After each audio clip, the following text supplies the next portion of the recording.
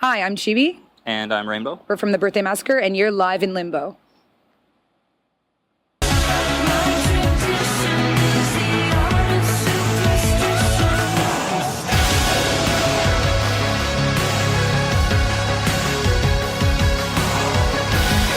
Now, speaking of As Per Usual, off camera, we were briefly saying that you're going to be going into recording a new album shortly after this, and I remember you were saying that there's not really much there already, but with past albums, what was the kind of process that you took to recording, and will you do something similar this time around?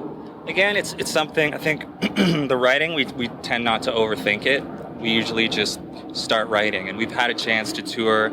Anytime you tour and you become inspired by new things, enough time has passed, there's new things that inspire you, and you haven't had a chance to record and write, so you've kind of got all this pent-up energy. So we're really just looking forward to getting into the studio and just being seeing able to what we come focus up on with that and having the time to focus on it.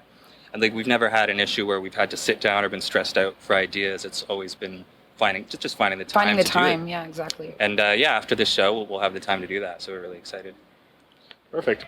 Now, it's the start of this year. It's January. Oddly enough, we're not in like massive jackets, and it's not snowy. I think it's terrifying. I don't think this is cool at all. I don't at all. I love it. You think it's going to mean a long, hard winter, or what? No, I mean, sorry, you had a question. I could blabble, but please go ahead. This is good. I like to see the natural side of bands, and I want it just to be loaded for my own benefit. This is good. Now, it's bittersweet because it's global warming, but at the same time, we're not freezing. Is that what your fear is? Dude, it's gonna be brutal. I was reading that some trees have started to bud again, thinking that it's spring.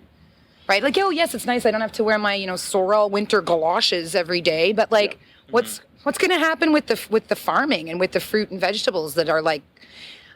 It's a thing. It's bad. It's terrifying. We should be horrified. I'm horrified. The animals coming back, right? The animals coming back are suffering too. That's the thing. The geese all migrate, and then they're like, "Oh, never mind. We must have had the timing wrong." And then that's how geese talk. That's how they sound. And they think they have bills. It's difficult. It's just like, but then so they'll come back, and they're all going to die. Then all right, let's see what happens next year, or over the next year. I don't know. I'm sorry. I agree, but that's gloomy. It is a little bleak, sorry. That is pretty bleak. But life is multifaceted, as you say. Oh my gosh, I love how this is Followed coming up with full a good circle. knock, This is beautiful. yeah. I don't know what to do. Full circle, like life.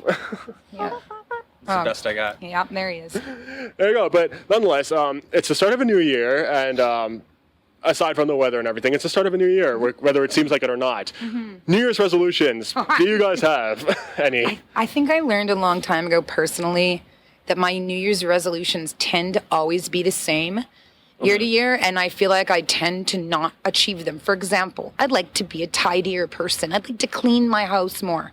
I know by this point in my life, that's just not going to happen for me. I'm a slob, and it's over. And no, but like, it's like I'm going to clean this is my New Year's, Yeah. I'd like to eat healthier.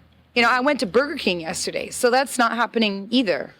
If you discover either, teach me your ways, please, because I'm already struggling. Fair. I mean, but that's what New Year's resolutions tend to be. It's all about healthier living and Psychologically, it's just like kind of a fresh start, new page. So it gives you a little bit more spring in your step, I think, for the first month or so. Every day but we know, is the first day of a at new this year. point in life, exactly. That's the ticket. That's the tude we want. Every as day. usual. Every day is a new day. It's not a calendar year. It's a year starting from now. So. That's what I'm saying. Every day is New Year's Day. For me. That's right. Absolutely. I don't even know what I'm talking about anymore. You're doing good. I'm a slob, though. I established that. It makes perfect sense. No, it makes perfect sense what you're saying. But do you have your own resolutions, or are you just thinking, again, it's a new year whenever you want it to be a new year? I think, honestly, it's more, I have things that I'm looking forward to doing. Like, for example, we were talking about the album. I'm really looking forward to getting into that. It's just like a marker in time, I think. And it just gives you a chance to sort of take some perspective and look at what you've done, where you've been, where you're at, and then, I'm just looking forward to what's coming next. But I'm not making some sort of crazy resolution like I'm going to do, 60 sit-ups and this, I'm just going to be me. And this is where I'm at. What else could I be? Who else can I be? I've always been me. There you go. I think that's a great way to look at it. It takes a trope that everybody has and kind of puts a different spin on it. This is good. Now, again, you've got a bunch of fans waiting inside. You've got the merch and everything in there. So everybody's waiting in there. And they have like what they're expecting from your show, you know, the fun, the seriousness, all of that. So Now we have to deliver. Yeah. Sorry, go on. this will be posted after the concert, so they won't see it until after the concert. So at least this won't be like waiting to happen thing. But nonetheless, your band has had a really strong run. So after all of this time, like, do you think there was ever like a strong point? Does it just keep getting stronger with everything that's been going on? Because again, you've got a very core sense of everything: fans, aesthetic, sound, the like. From my perspective, it's always kind of been a slow grow. It's never been a situation where we've, you know, done this huge thing and it's catapulted. It's just been a slow build. Like we've put out albums, we've toured, and it's been a really organic build. And I don't know, I feel like every album's sort of a step off the next, and it's for us, from our perspective, it's just kind of it's just a natural progression, and here we're at. And I think we don't really think about it too much, you know. I don't really look back into, so those were the good old days. That's what I mean. Like it's just almost like just constantly evaluating. Yeah, I mean, every step we've taken is gotten us here, you know, and that's kind of how we look at it. Is this a good point? I won't be able to tell you that till a year from now. Exactly. You know what I mean? There's no way to really know what, in my opinion, for me anyways, there's no way of knowing how things are going until you can have some distance from them. You can be like, yeah, that was a good night, but in the moment you're like, this is hell. You know what I mean? It's the retrospect. Exactly. Totally. Exactly. Hindsight's always 20/20, right? Absolutely. Now, speaking of hindsight and memories and all that, again, very core Toronto group.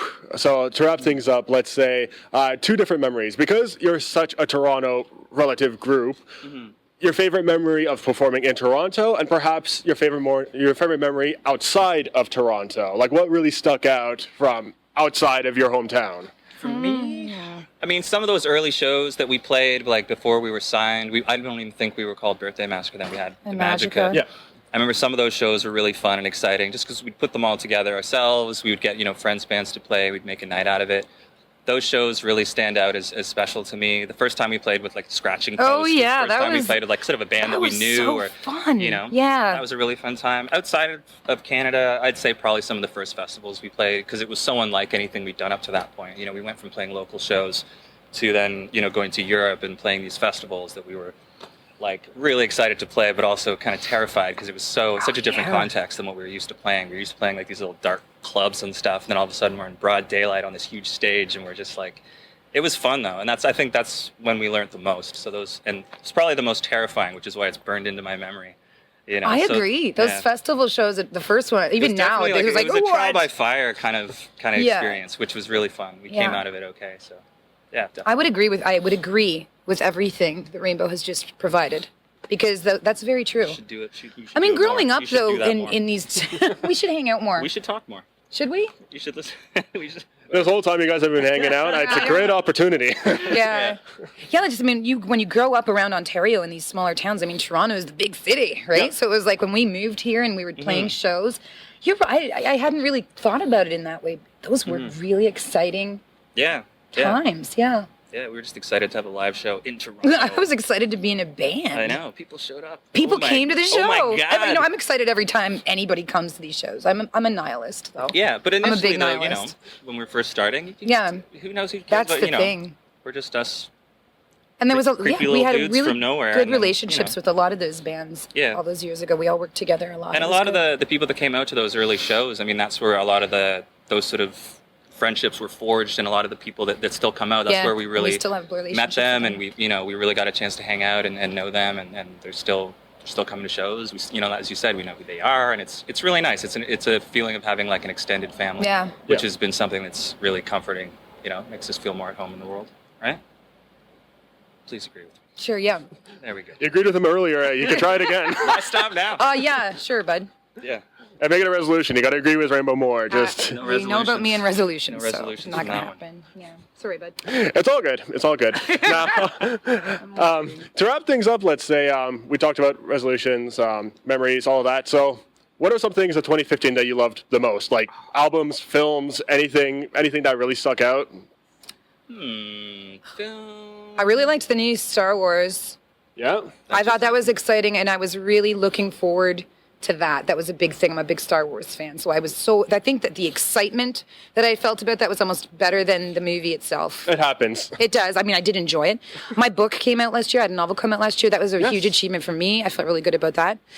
I biked from Toronto to Niagara Falls, which was also a really big achievement for me. How long did that take? It was, I think it's 160 kilometers.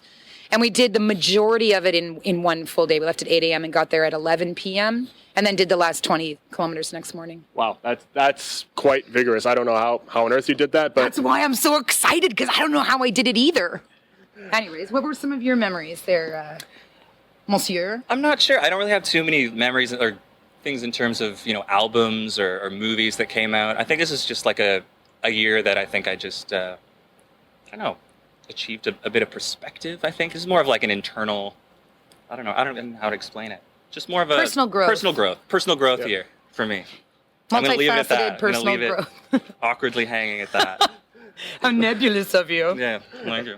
it's a nice deep thought to as an outro to the interview, I would To say. slither into the shadows after? Yeah. Exactly. Oh my God. in this dark alleyway. Totally do it. We should both do it. Just look at the camera and then like shuffle away. On three. One, 2, 3. And there they have it. You can't follow I us. was trying to. We're not cool. No. That's something to Surprise. take away from this interview. You're blocking my light. All I right. hate everything about this person right here, right now. I won't in a few seconds. You gotta agree with him more. There's times where so much. Listen to him and listen to me. Yeah. You don't have to agree with me, but agree with him. That's right. You gotta put up with him more than me. So. That is true. Cool. Yeah, thanks so much, man. Thanks for Yeah, having we us. really appreciate the interview. This is really nice.